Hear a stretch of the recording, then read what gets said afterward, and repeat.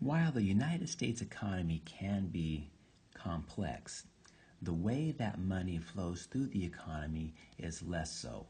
And so I wanted to have a conversation about the Chapter 12 content, starting with the circular flow to the economy. While this example may seem simplistic, it is a very good way to understand how both resources and products flow through our economy. When we consider the economy, really, there are two major players. Player number one are the producers and businesses.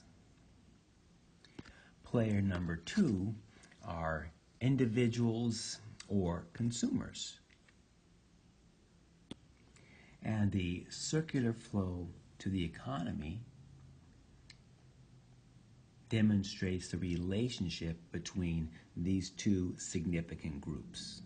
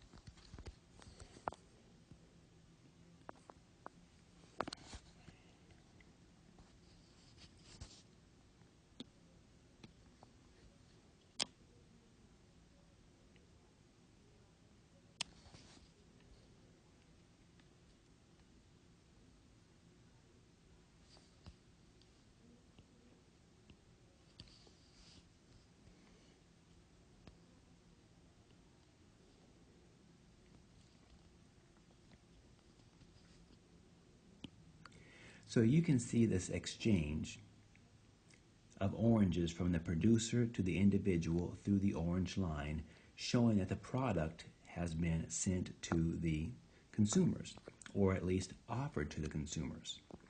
If you are a business person and you're selling a product of oranges, there is an exchange that you are expecting.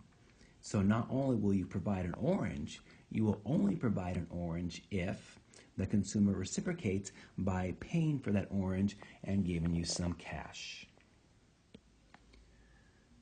If the individuals aren't willing to pay for the oranges, then the producer is not going to provide the oranges.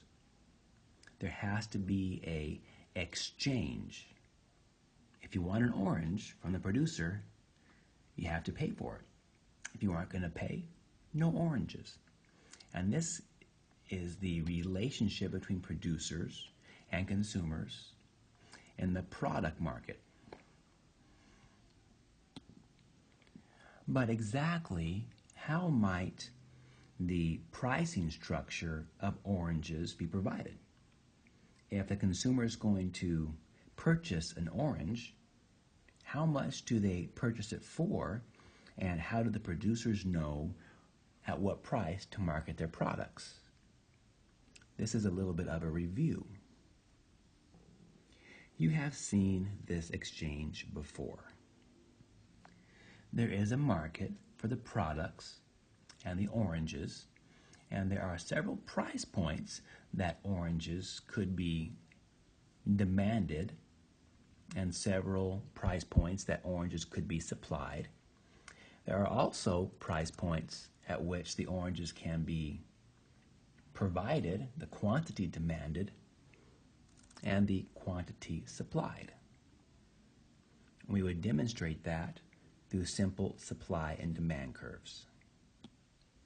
The producers will supply and the consumers will demand. And somewhere between that interaction, we will notice there is a point of equilibrium. And as we remember, that point of equilibrium is when the quantity demanded and the quantity supplied are equal at a certain price point. And in the market, if the suppliers, if the producers would like to sell the product at a higher price, we recognize there may be a quantity supply that they want to provide, but the demanders, the consumers, have a quantity demanded that's not nearly the same. And that's why, as a reminder, we would call this area when there are more products the producers want to supply and less than the consumers want to demand, we have a surplus. And when there is a surplus of product in the market, we remember there is a downward pressure on price. And it will go down until we again get back to the equilibrium point. And there is the same idea here. When price goes down, there is a great demand from the consumers, but at that low price point, the producers want to supply less. So in order for the individual consumers to get the product, there is an upward pressure on price until it gets to the equilibrium point. So when we look at the relationship between the producers and the individual consumers, how are prices determined? Well, they're determined simply through the market forces of supply and demand and where the equilibrium price lies. That is the point of where there is a total clearing of the product and the producers get to their finances from the individuals and the individuals get their product from the producers. In this case, oranges. So that is an indication of the product side of the circular flow to our economy. There is also a flow on a resource side. So let's talk about that for a second. Let's utilize the idea of labor as our resource. If you are working for a producer or a business, you are an employee, there is an expectation that you go to work and you provide a resource called labor. You go to work, put in a hard day labor, and you help the producer produce a product, maybe oranges, maybe McDonald's French fries, but you go to work and you help the producer put their product together, and there is an expectation as you go to work and help the producer put their product together, that producer is going to also provide you with this idea called wages. So you go to work and you get paid. And there is a relationship between the amount of money you receive and the amount of money the producer pays. If you don't go to work, you don't get paid. And conversely, if you do go to work and you put in a hard day at work, there's an expectation the producer pays you. Well, how much do you get paid? How does the resource market work? Well, it's pretty similar to the product market. Let me give you an example.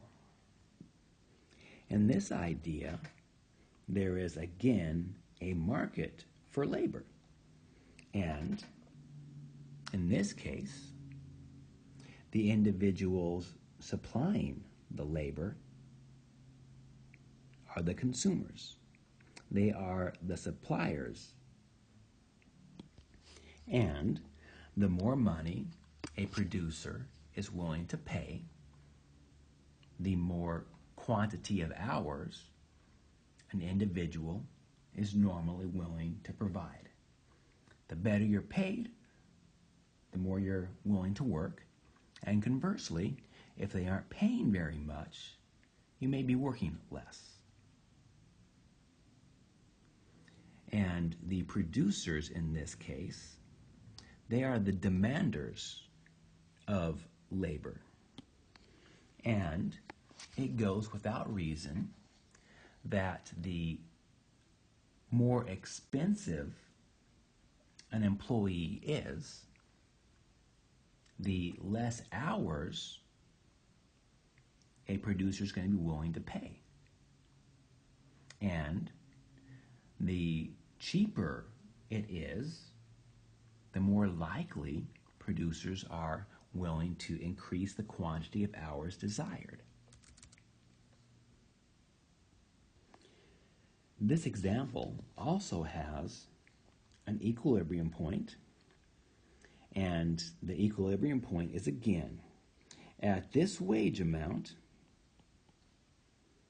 The producers are willing to demand this quantity of hours, and the individuals are willing to supply that same quantity of hours. So the quantity supplied and the quantity demanded are equal.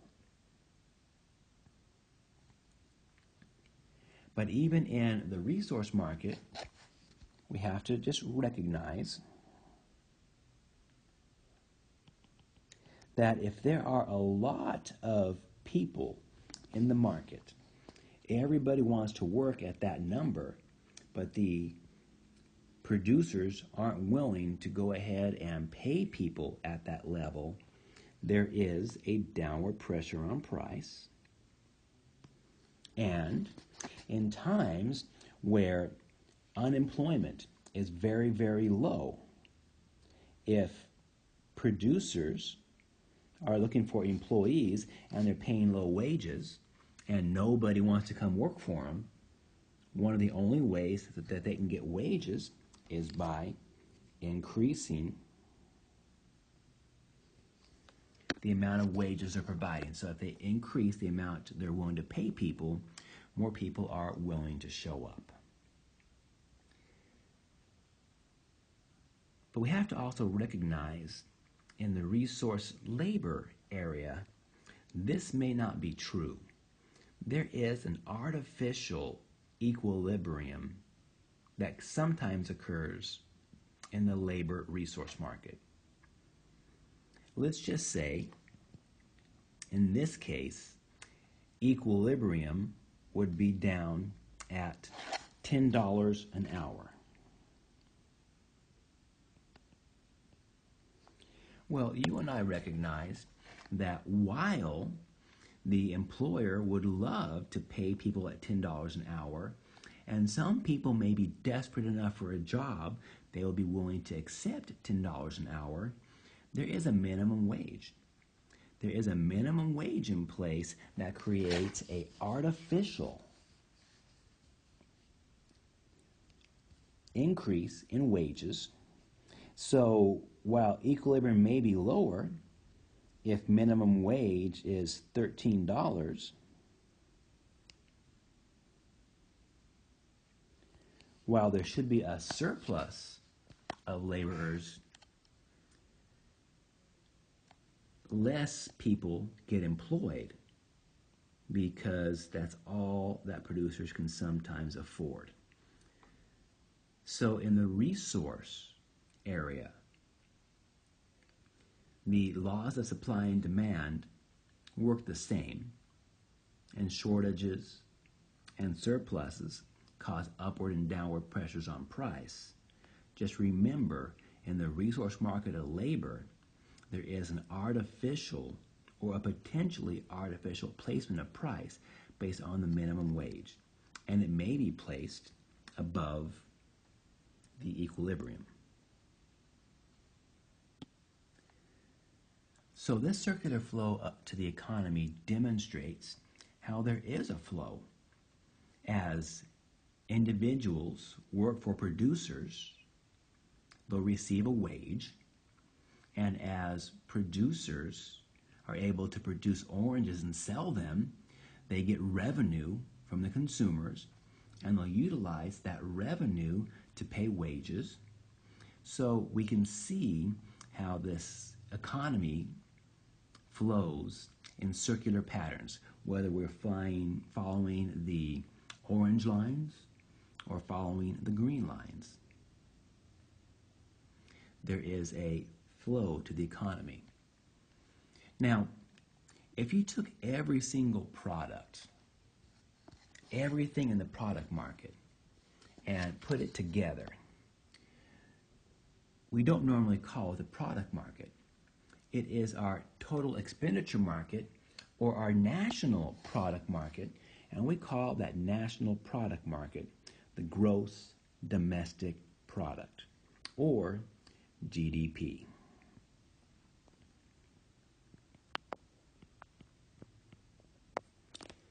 And when we take a look at the resource market and we look at the wages that are paid, the rents, the interest, profitability, that all is called the national income. So there is a circular flow to the economy between the gross domestic product and the national income.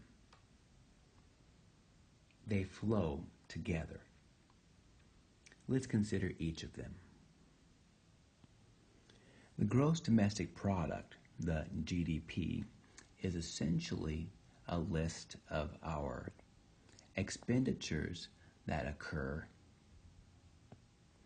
in the product market. So when we consider product expenditures, there are a lot of people that spend money, and we really classify them in three significant areas.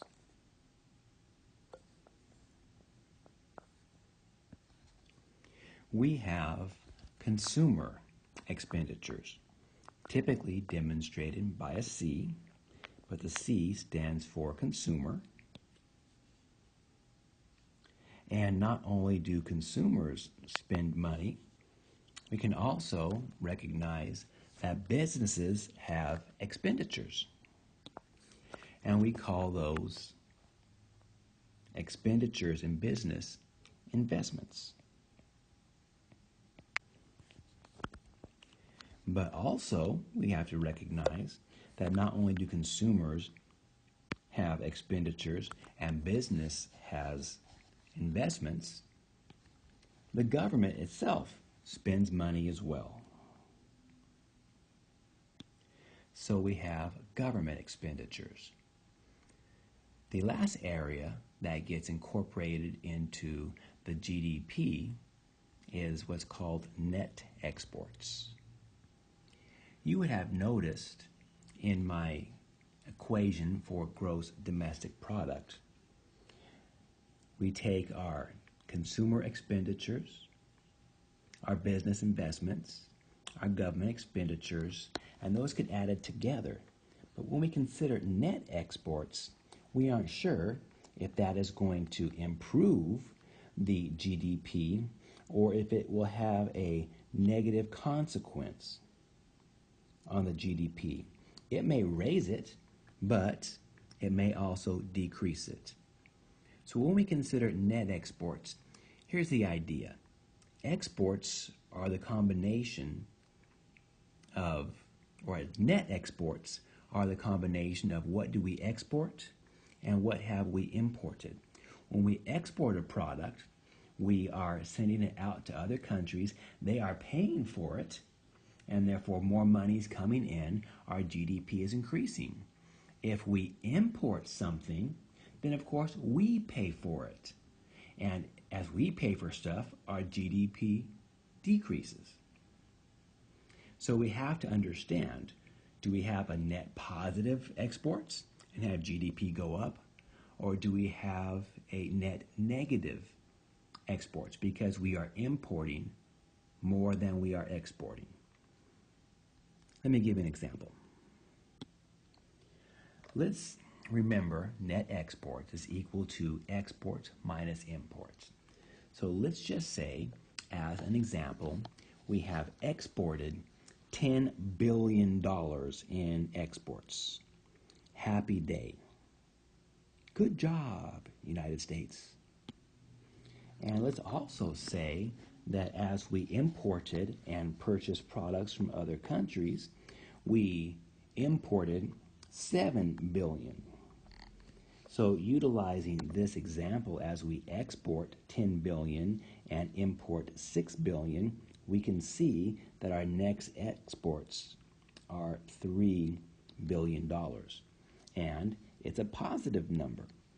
So because we have more exports than we have imports, the gross domestic product goes up. Conversely, what happens if we import more than we export? Let's just say we exported the same amount at $10 billion, but we purchased $15 billion of products from different countries. In this case, when you take 10 minus 15, we would have had a negative 5 billion in net exports. And we have that trade imbalance, and our gross domestic product would decrease. So when gross domestic product is increasing, remember, when consumers are providing their expenditures and businesses are making investments and government are spending money buying what they need for the government to continue, those funds are spent with United States companies and businesses. And so we can demonstrate that as we spend money in the United States, the recipients of where that money is spent have value, and it helps them. The only challenge is when we spend more money out of the United States as an import, then we just recognize that has a negative impact on the gross domestic product. So the GDP is a demonstration of how well we spend money, as long as you spend that money in your own country. And the United States is excellent at spending money. Our consumers are the biggest piece of this pie, and they do a great job. But if you were interested in improving the economy by increasing the gross domestic product, there's not very many ways you can do that. There's quite a few ways that you can do that. Really, there are 4 ways that you can do that. First, you can come back in and you could somehow encourage consumers to spend more money. If consumers spent more money, that C area would be larger, and then of course we would have a higher gross domestic product. If we could encourage businesses to spend more money, then of course that would increase the gross domestic product. If the government would spend more money, and typically they don't need a lot of encouragement, that too would increase our gross domestic product. And if we had a positive net export, meaning that we exported more money than we imported, our exports were a little higher, that too would increase the gross domestic product. Now, this is all economically viable and a potentially good idea, but typically, have you heard about the government overspending? Well, if the government overspends, the government money comes from somewhere, and that also has a negative impact. So one of the best ways to increase the gross domestic product is by consumerism and business investments. And we'll talk about a lot of that in chapter 13.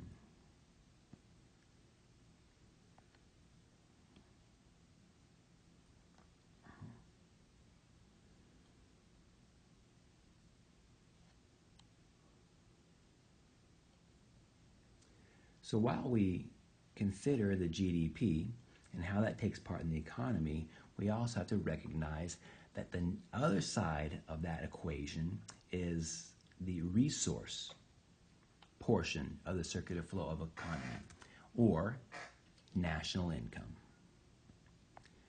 But before we jump over to national income, I wanted to show you a quick graphic of the gross domestic product by nation.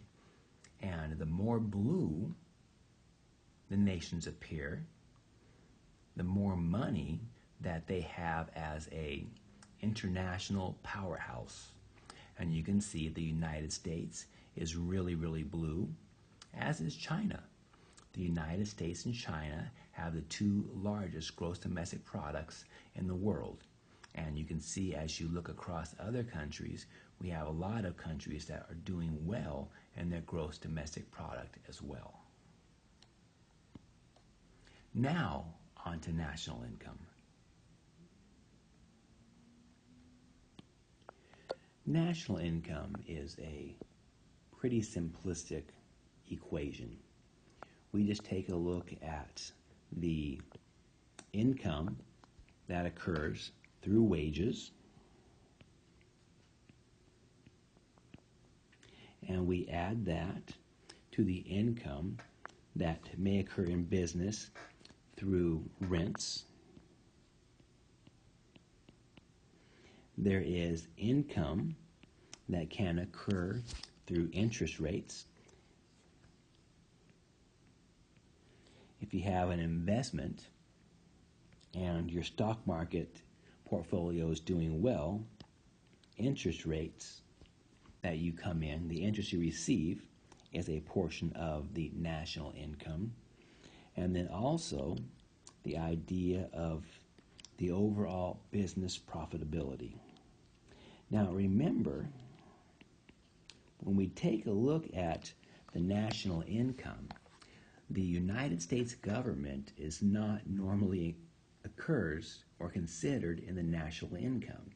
The United States government is supposed to have a balanced budget, meaning that they spend as much money as they make. If they spend $2 trillion in 1 year of spending, they should have income of that exact same amount. So the national government normally is not incurred or is not considered in the national income.